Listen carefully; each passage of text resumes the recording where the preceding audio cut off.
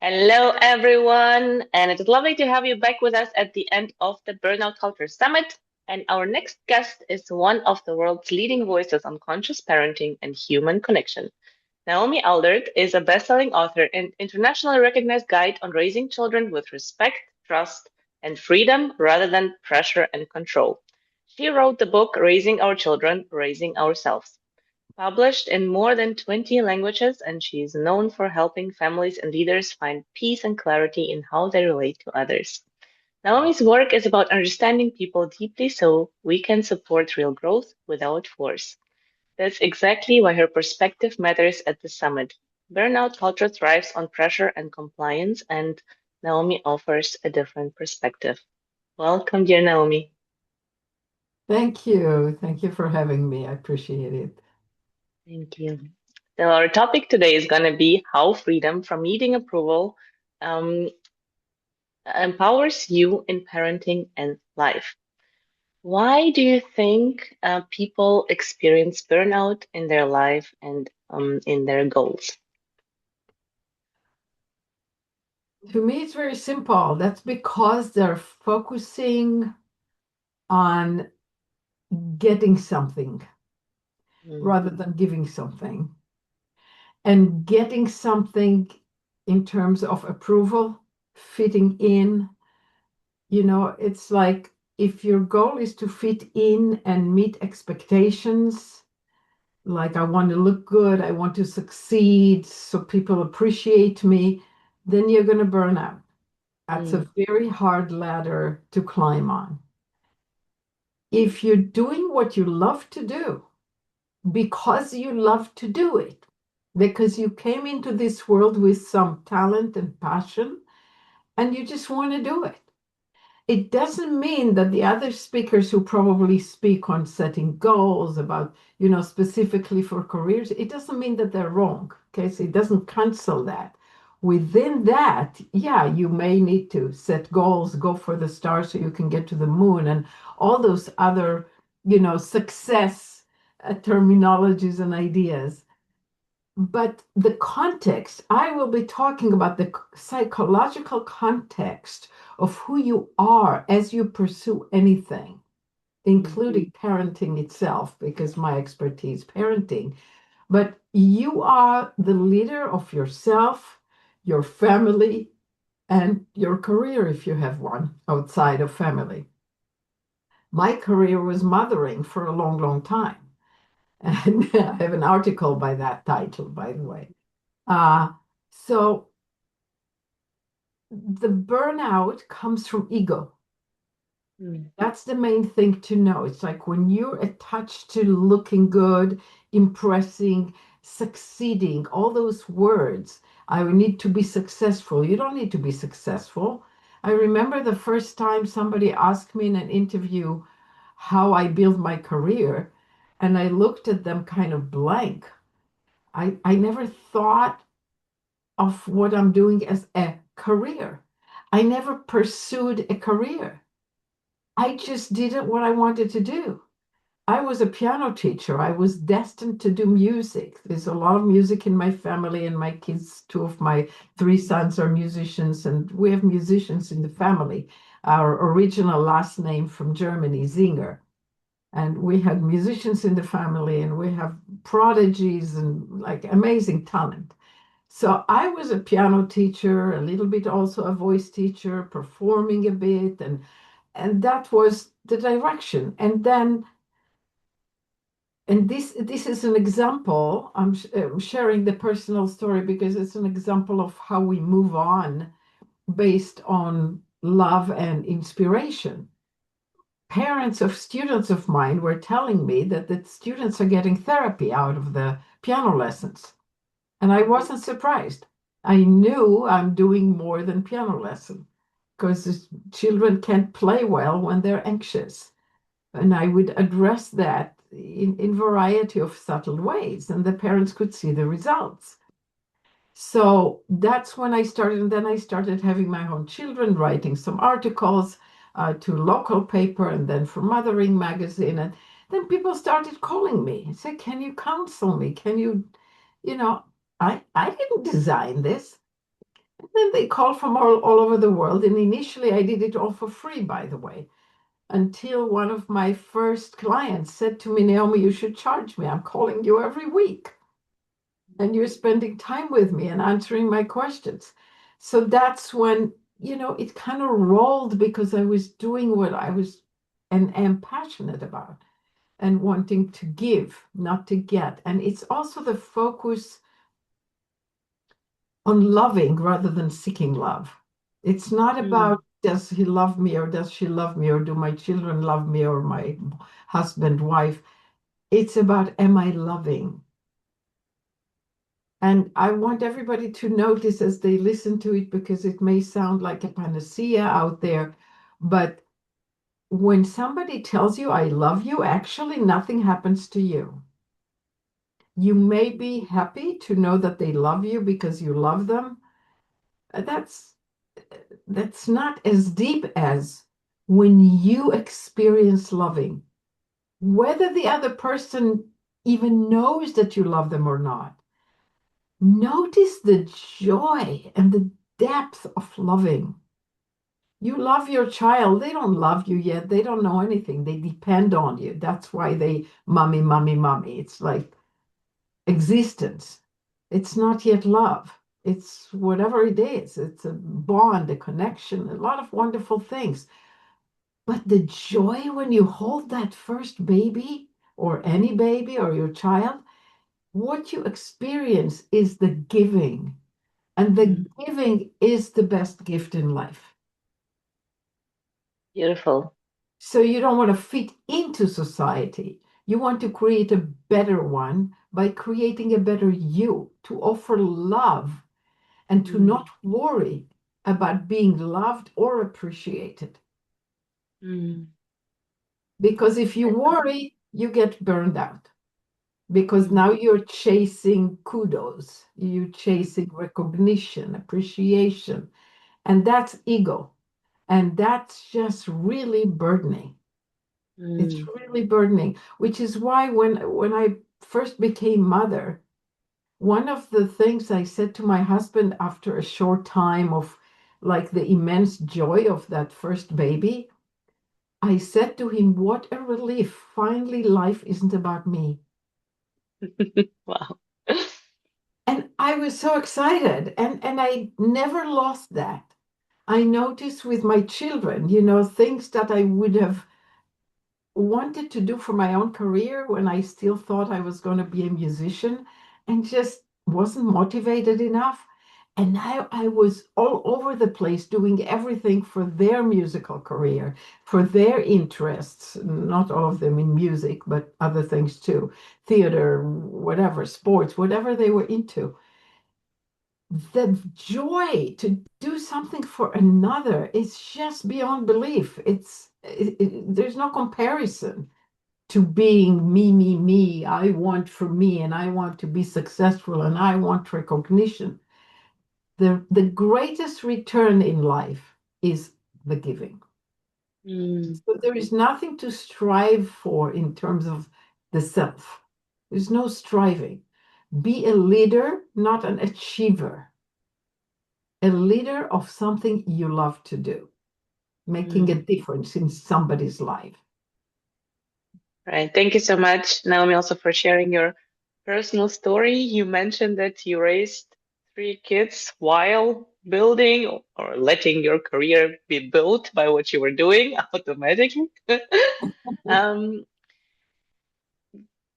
what would you say to other women who might be in a situation of deciding either choosing a career and pursuing a successful business or becoming a mother or doing both without, let's say, burning out or without overgiving, because sometimes we can also overgive and completely forget ourselves.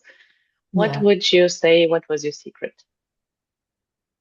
You must listen inside with it really boils down to not seeking approval. For Mm, most women, the desire to be a mother is primal. So it's actually unusual that some of us, and I don't deny that it exists, and it's fine if women don't want to have children. So if it's clear, you're asking when it's not clear. When it's clear, I want to just say it's not a problem.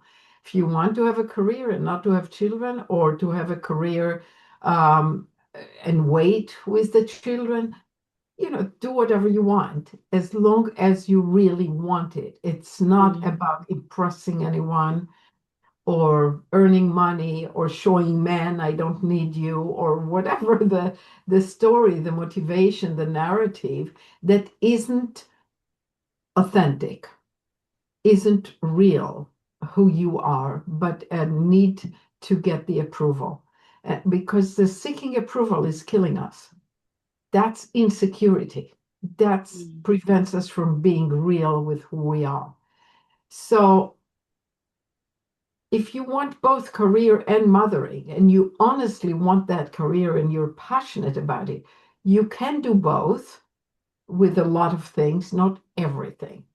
So again, I'll give myself as an example because it's live. And when I started mothering, I was a piano teacher. And with one baby, it was totally possible to keep teaching piano. I was teaching 4 afternoons a week for 2 hours, 3 hours. Baby in arms, baby on the breast, toddler playing next to me. The students loved it. Some of them loved the baby more than the lesson, whatever. So that worked really well. By the time the second child came, that was not possible. A toddler and a baby, it was 4 years old, not quite a toddler, but a very young child, and a baby, it became really difficult. And I started doing the lessons while my husband is at home, or while hiring a babysitter at the same time. So again, that's a possibility when you have a babysitter. So the baby can be on me, the babysitter can play with the 4 years old. But that did become more difficult and caused a gradual decline of the amount of business I was doing, the amount of teaching. mm. So I started teaching less and less, and then I started writing, and then I didn't teach at all. Like by the time I had three boys, like Well, seven, 7, 4, and baby, I I dropped the teaching, kind of spontaneously. It just wasn't doable anymore. But once they were old enough to play by themselves a lot, and my kids didn't go to school, we unschooled them. Um, they could play, and I started writing articles and started talking to parents and starting developing and working on a book. The first book took 5 years. The current book took just 1 year because it's just a big difference when there's no children at home. So it was really I I wrote the book or articles or sessions always when husband is home with the children. So I set the timing of giving sessions to parents when somebody could be with the kids, usually my husband. But in terms of writing, children first. If they were playing by themselves and I snuck in to my room and started working on an article, if they needed me, I dropped it instantaneously. They come first. mm, If I needed, if they were old enough to handle 1 minute wait, I would say to them, yes, I'm coming. I want to, first of all, with enthusiasm. And I would say, I'm going to finish this one last sentence. And I'll finish, close, command, save, and be with them. So and I don't, it took a long time to publish the first book because I made the kids the priority. And then I had musical prodigies, so I had to travel a lot. mm, So I mm, had to travel to some of the best teachers in the world for this kind of talent. So um, I had to leave the work completely and not be available. And then we lived in different places. So anyway, so that's an alive example. I have clients who sell stuff online. I have a client who sells crafts that she does mm, online. I have clients who learned from me and are doing some kind of counseling online or do computer work for companies. So if you can work from home and if you need the money, it's possible to do it. And sometimes you need Mm, to hire a babysitter, a teenager, somebody to help when you have few kids, but it's possible. As long as I say, don't miss the ride of parenting because it's the most beautiful experience on earth. mm. There's no career that matches that, in my opinion. Probably the And most demanding career that you can the imagine. most demanding, but it also, look, I've studied, I've spoken to audiences of over 1,000. I've spoken in university, I've spoken in public in Europe, in many countries, in America, in Canada, in Australia. I had my success and I enjoyed it.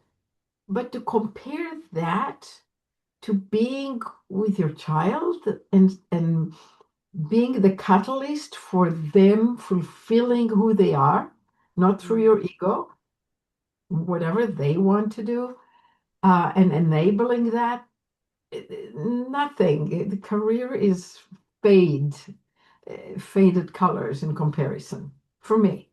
But like I mm. said, some other women maybe really want to do the career more than the children, and everybody should do what is right for them. And Absolutely, and that's maybe also a they fair choice. and maybe yeah, and maybe they shouldn't have children if that's not a high priority for them. But Absolutely. children are very, very adaptable. So even if you want both and you don't have an easy career that can be done from home, but you can get a person to be with the children who loves them and they get all the love. Mm, In the early years, ideally, you should breastfeed, so it makes it really hard to have to go away because putting the breast milk in a bottle is not the same. The breast actually, there's quite magic that happens. This is not the right interview subject for that, but the breastfeeding itself tells the body what kind of milk to give to this particular baby. That's the wow. short of it. So putting it in a bottle is not the same. And the nursing and the bonding, I mean, there's a lot of factors. So I would say in the first 2, 3 years, it's quite crucial that mom is at home. But Mm, a lot of women can take a few years off and then continue. So I think all my examples are doing your own business. I think making a career as a CEO or working for a company, I shouldn't be speaking to that. It's not my subject because right. I haven't seen that very much. All my clients are people who are very devoted to the children, and some of them have their own career, Mm, doing, oh, I wouldn't call it career, but doing something for income as well, but not working away from home while the kids are in what I call daycare is really mm, daytime orphanage, like they have no parent right. for that time. I like to Right. say it in that extreme way, I don't want to lay guilt. So if you do that and if you found a great place, uh, children are so adaptable. If there is love at home and the place they're taken care of or the person taking care of them is a good person who really loves them, they can handle just about anything other than no love or abuse or Mm, so there are a lot of possibilities and nobody should feel guilty about what they want to do. But I'm right. talking about the kind of ideals I work with. Mm. Yeah. Thank you. Thank you, Naomi. In your book that is called Raising Our Children, Raising Ourselves, you also address the aspect of raising ourselves. What do you mean by that? Well, the one thing that happens the moment you're a parent is you get upset with your child because of something that happened to you as a child. You have to learn to deal with it. So you have a choice to control the child so he wouldn't push your buttons, he wouldn't trigger you, or to grow up. Mm, So that's the shortest way that I can say Right, it. right, right. There's a lot more to it. And also I have a new book coming up January 13th, so about a Very month. soon. Yeah, very soon, 4 weeks or so. Um, that has the work of Byron Katie Mm, in it as the method to regain that ability to not be triggered. So you right. say, my child should listen to me. Let's say they're not listening to you, they're not coming to bed. You said it's bedtime, come on, come on. And they don't. And you have the thought, she should listen to me or he should listen to me. And you examine that because that comes from you had to listen to your parents or teachers or caregivers in a way that if you didn't, maybe you were punished or scolded or it was unpleasant. So you have a reaction, an emotional reaction that gets in the way, and you're seeking the approval. You are the 5 years old seeking mommy's approval, now being a mother. So you have to raise yourself. You have to question that thought. My child should listen to me. This child, not me as a child, not my trauma and memories and all that stuff. But should he listen to me? Should she listen to me? She's very busy painting. Or building from Legos, or and she wants to finish it like I want to finish my email. We're the same. Mm, She listened to me when I tell her to interrupt what she's doing because I decided, the dictator, that this is time to go to bed, no matter how right I am. And I have lots of stories and examples showing you that when you flow with the child, it's 10 more minutes if you do it correctly, if you learn from me how to do it. But if you insist that now is the time, it's going to take 2 hours with a lot of upsets. And I have a beautiful story of that. I don't know if we have time and if you want me to tell it. It's a good example of true leadership. I think this would be a beautiful ending. So please go ahead. Tell us the story. So I do family intensive retreats where people come here with their children so I can help them on the spot. So this mother was used to doing the 2 hours long bedtime because of insisting on a certain bedtime. She wanted to go to put her 3 years old daughter to bed at 8 p.m.